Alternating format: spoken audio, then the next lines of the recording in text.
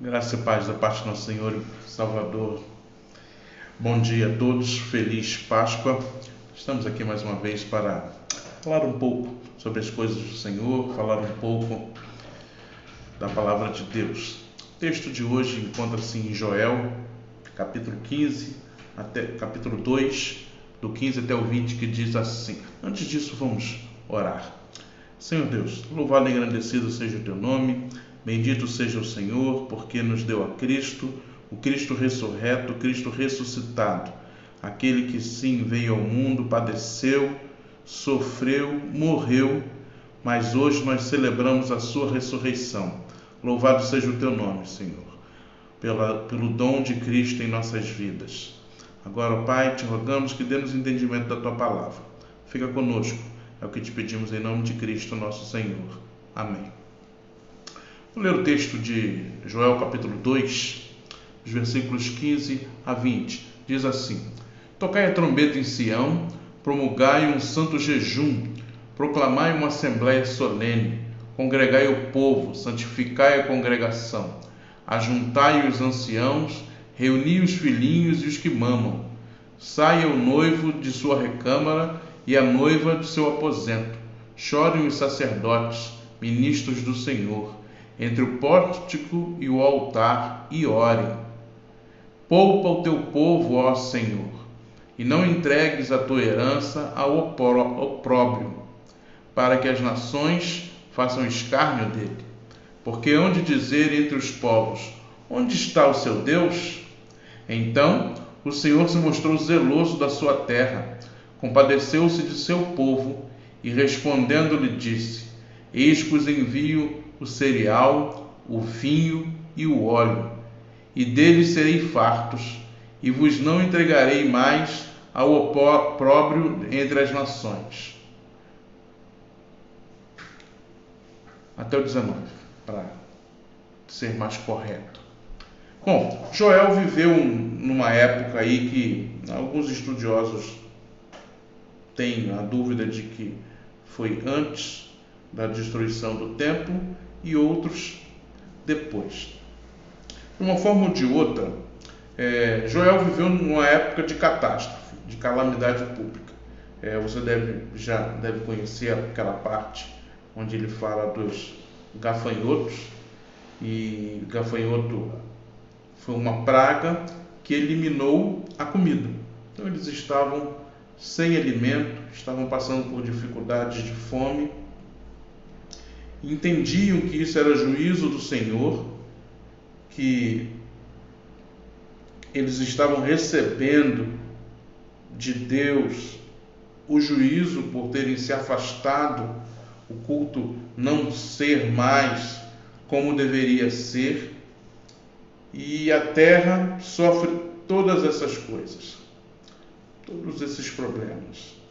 Havia guerra circundando o reino, mas nessa palavra de Joel, nessa parte do texto, vem a boa nova, vem a alegria, vem a palavra de esperança, que é o que hoje quero compartilhar com você. Hoje celebramos a ressurreição, é domingo de Páscoa. Nosso Cristo ressuscitou. Nosso Cristo não ficou preso ao túmulo, como as pessoas fazem. Morrem, são sepultadas e lá ficam se decompondo ao longo do tempo. Jesus não. Jesus, ao terceiro dia, estava ressurreto, estava vivo. E nós temos relatos no Novo Testamento sobre isso, mas neste momento não vamos entrar em detalhes, porque isso vai ficar para o sermão mais tarde.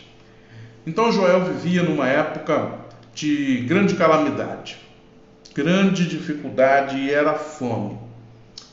E é mandado ao povo que se juntem num santo jejum. Hoje nós estamos jejuando, o pastor está em jejum. Estamos jejuando a pedido do presidente do nosso Supremo Concílio, reverendo Roberto Brasileiro, todas as IPBs ao redor do Brasil, ou jejuaram domingo passado, ou estão jejuando hoje, domingo de Páscoa. O jejuar, às vezes é um pouco incompreendido. Jejuar não significa que você quer dobrar Deus, que você quer fazer com que Deus faça a sua vontade. Jejuar de forma alguma é isso. Quando Joel promulga um santo jejum entre o povo, Joel não está falando, olha só, vamos jejuar, porque aí a gente vai convencer Deus de que a gente precisa de ter comida. Não. O jejum é uma das disciplinas cristãs, mesmo veterotestamentária, onde nós nos reconhecemos carentes de Deus. E nós jejuamos para nos expurgar dos nossos pecados e para nos aproximar de Deus. Então o jejum ele exige pelo menos duas coisas. Primeiro, que você reconheça que você é pecador e carece de um Salvador. Segundo, que você queira um relacionamento mais sério, mais profundo com Ele. Então, quando a gente faz jejum, essas são as nossas premissas. Não é que a gente vai dobrar Deus.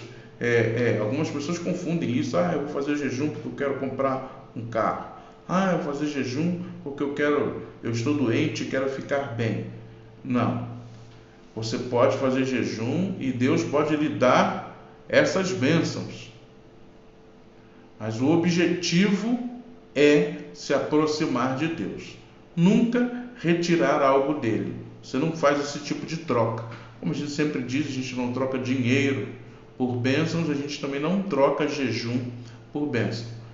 Jejum é para que nós nos aproximemos de Deus.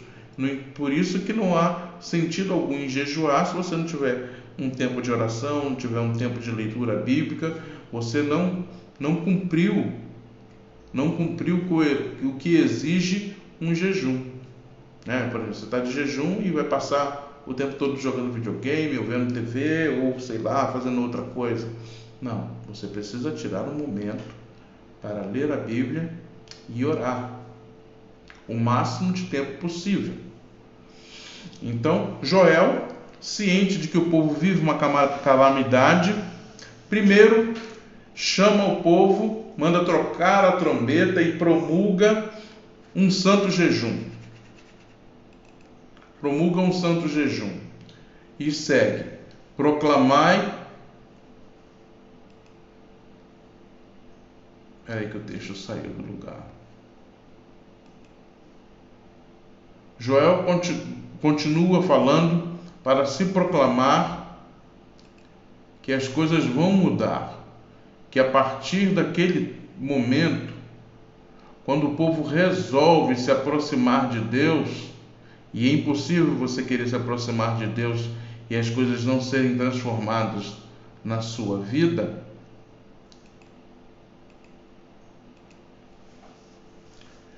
e ele sabe disso, Joel sabe disso, ele fala: proclamai uma assembleia solene, congregai o povo, santificai a congregação, ajuntai os anciãos, reuni os filhinhos e os que mamam, saia o noivo de sua recâmara e a noiva de seu aposento. Chorem os sacerdotes, ministros do Senhor, entre o pórtico do altar e o altar, e orem, porque poupa o teu povo, ó Senhor, e não entregues a tua herança ao opróbrio, para que as nações não façam escárnio dele, porque não hão de dizer entre os povos, onde está onde está o teu Deus? Ou seja, Joel, quando proclama o jejum, claro, tem um objetivo,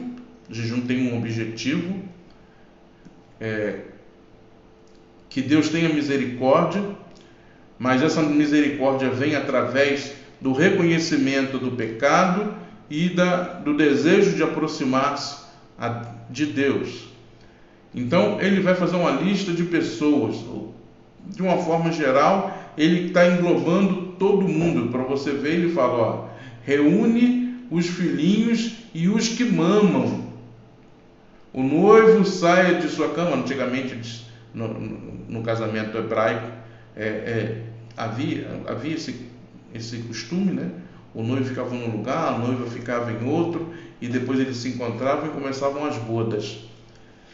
Então ele conclama todos a fazerem um jejum, como nós fomos conclamados hoje pelo Supremo Concílio. E nós temos que procurar ser mais zelosos do Senhor. Primeiro, nós somos conclamados a jejuar. Num dia como hoje, domingo de Páscoa, num dia que por si só já nos inspira esperança, já nos dá alegria, afinal, Jesus ressuscitou. E eu acho que as datas foram bem escolhidas, né? Hoje, domingo de Páscoa, um domingo onde nós celebramos a ressurreição de Cristo e tudo que concerne a ela, relativa à nossa salvação, à transformação da nossa história. E quando a gente hoje decide jejuar, nós decidimos nos aproximar de Deus, nós colocamos diante do Senhor as calamidades que temos vivido. Todos nós, de alguma forma, acompanhamos os noticiários e sabemos que as coisas não têm sido muito fáceis em alguns lugares. Graças a Deus, na nossa cidade, a gente ainda, pelo menos até onde eu sei, nós não temos casos confirmados do Covid-19, né? Pode haver suspeitas, mas ainda não há casos confirmados. Mas ainda assim é uma calamidade pública, mundial, né? Você vê notícias de outros países, é uma tristeza. No Brasil mesmo, os números têm aumentado, mas nós somos um povo de esperança, um povo de fé. E Joel nos chama a isso. O jejuar não é simplesmente querer dobrar Deus, mas é demonstrar um ato de fé, de confiança também, pedindo ao Senhor que tenha misericórdia. E o texto é muito claro, inclui todas as pessoas, inclusive os ministros do Senhor, para orarem para que Deus poupe o povo. Orar para que o Senhor poupe o povo. E isso é extraordinário. Saber que nós podemos pedir, nós podemos clamar e ter a esperança de sermos atendidos. Não pedidos levianos, egoístas. Hoje nós somos conclamados a orar pelo povo do nosso país, pelo povo da nossa cidade, pelo povo do nosso estado. E quando você se depara com uma situação tão diferente quanto essa que nós estamos vivendo, só nos resta clamar, só nos resta pedir, só nos resta buscar socorro em quem pode. Socorro em quem pode resolver. Tem o texto lá do Salmo 121 que diz que o meu socorro vem do Senhor que fez os céus e a terra. Nosso socorro está em o nome do Senhor. Salmo 124, versículo 8, se eu não me engano. Então Deus é o nosso socorro e fortaleza em tempos de angústia. E eu poderia ficar citando outros salmos e outros textos. É tempo de esperança. Não é tempo apenas de tristeza.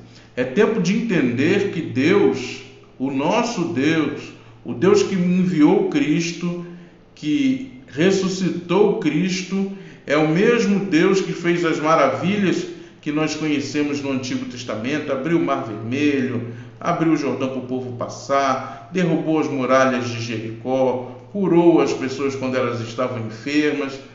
É o mesmo Deus.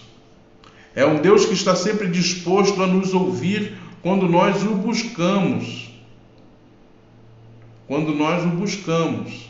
E nós precisamos ter essa consciência de buscá-lo, de querer estar com Ele, de nos aproximar dele, de nos despir de pecados, de sentimentos ruins, de coisas que nós carregamos no coração, de deixar tudo isso para trás e nos aproximarmos do Senhor, nos aproximarmos de Deus.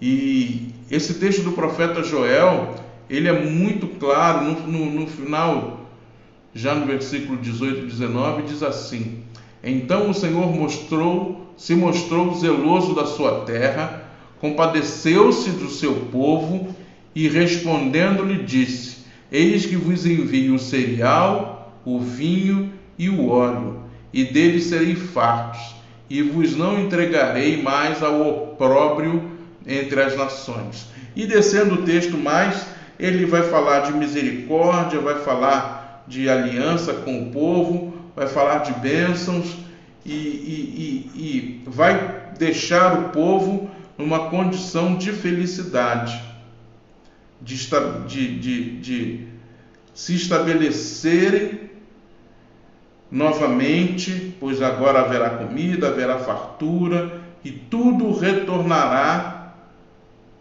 ao normal. Nós ansiamos por isso.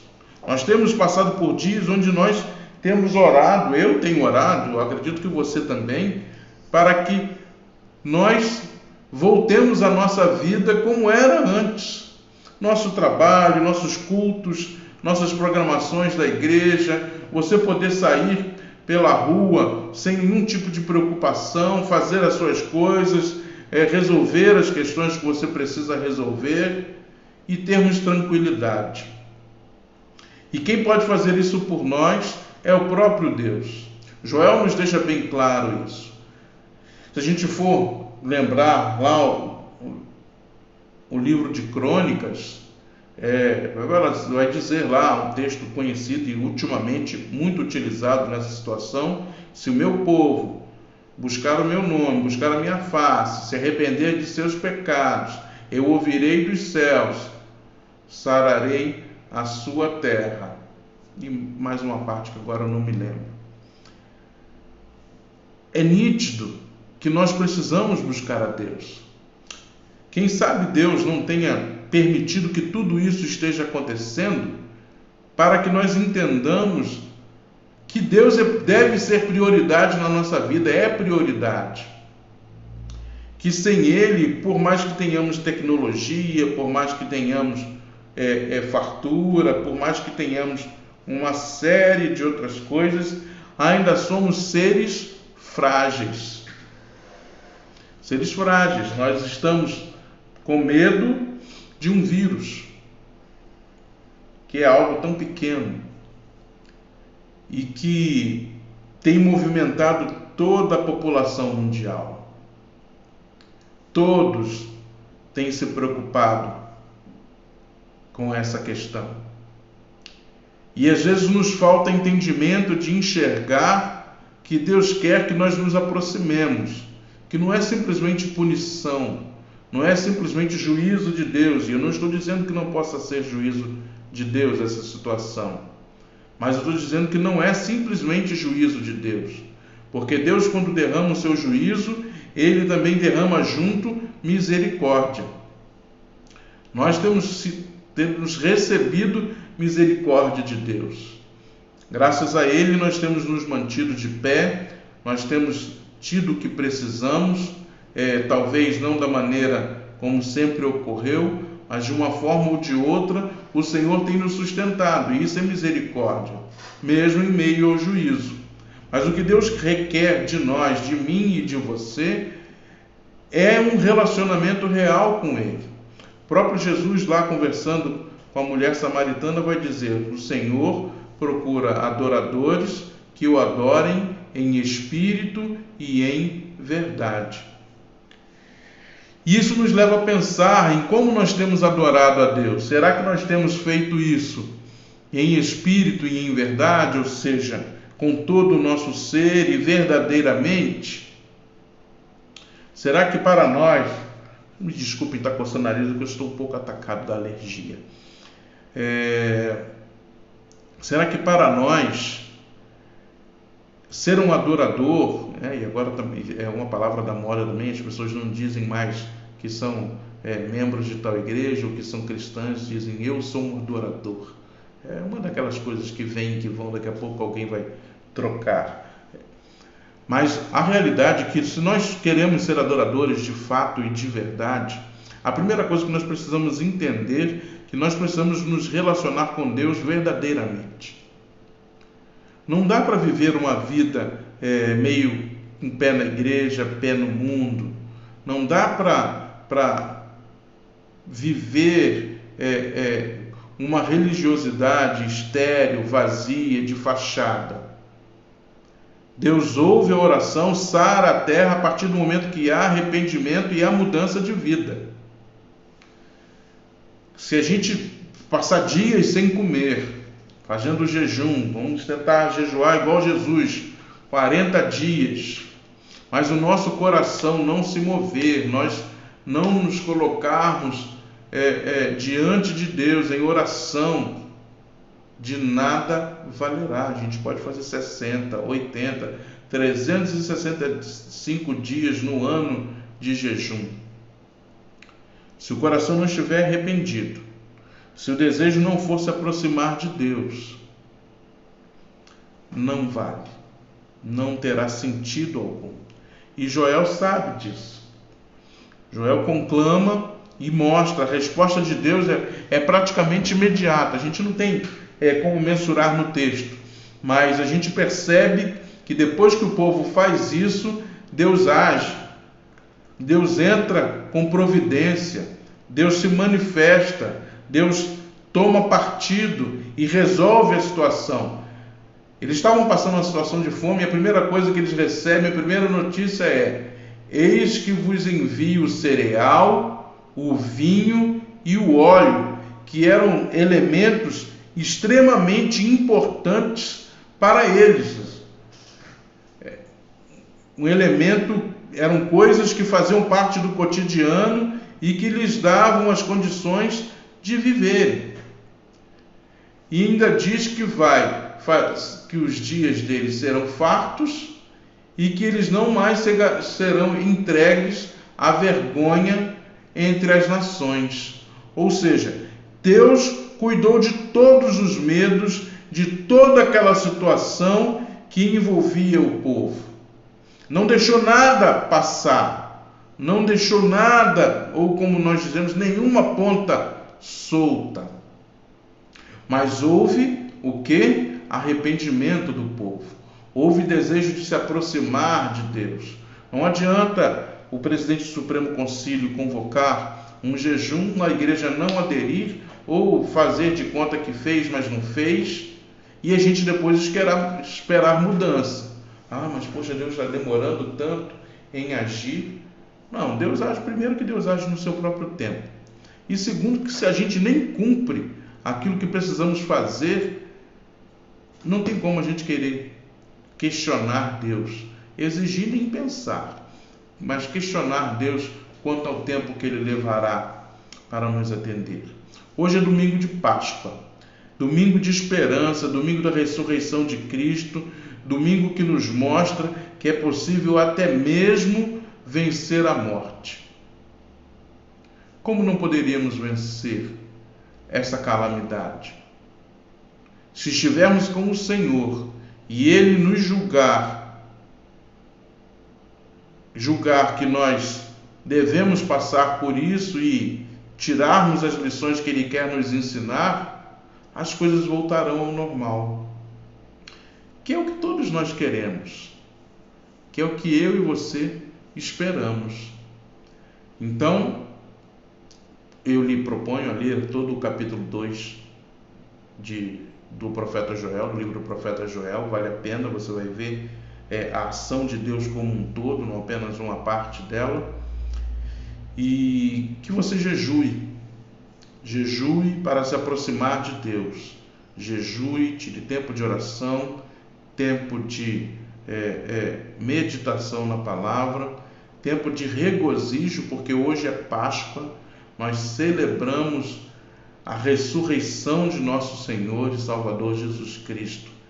Não temos motivos para não ter esperança. Nós temos um Deus maravilhoso que diz que é zeloso. Então o Senhor se mostrou zeloso da sua terra.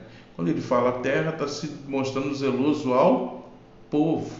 Porque não adiantaria ele querer mexer em terra e deixar o povo à míngua.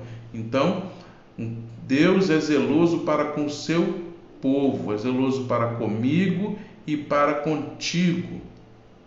Mas nós precisamos primeiro nos arrepender daquilo que temos feito de mal diante dos olhos do Senhor. Ah, pastor, mas eu não estou nem pecando, não estou nem saindo de casa. Infelizmente, a gente não precisa sair de casa para pecar, né? A nossa mente faz muito bem esse trabalho. Aproveite o dia de hoje, domingo de Páscoa, para se aproximar mais do seu Senhor, para se aproximar mais de Deus, para renovar no seu coração a esperança de que o Senhor é zeloso para com o seu povo, tem misericórdia e quando Ele age, Ele resolve todas as situações. A situação mais grave que Ele resolveu foi a nossa. Pecadores, indignos, que não mereciam a sua atenção e ainda assim recebemos a salvação em Jesus Cristo. Então eu quero encerrar essa palavra hoje. Convido você a depois ler o capítulo 2 do profeta Joel todinho, é muito interessante, e fazer a sua parte. Orar, jejuar, buscar ao Senhor, ter com Ele um relacionamento mais próximo. Lembrar que hoje é domingo de Páscoa, domingo de esperança, onde tudo se renova. Jesus está vivo, a morte não o pôde tragar, a morte não o pôde prender, e Ele rompeu com o maior inimigo da humanidade, que é a morte, tanto física quanto espiritual. E nós recebemos de graça salvação em Jesus. Busque a Deus, busque ao Senhor, tenha nele a sua confiança. Saiba que Jesus está vivo e intercede por nós. É o nosso mediador. E Deus vos abençoe. Tenha uma manhã abençoada. E logo mais, você sabe, às 19 horas, nós teremos o nosso sermão de Páscoa. Que Deus te abençoe.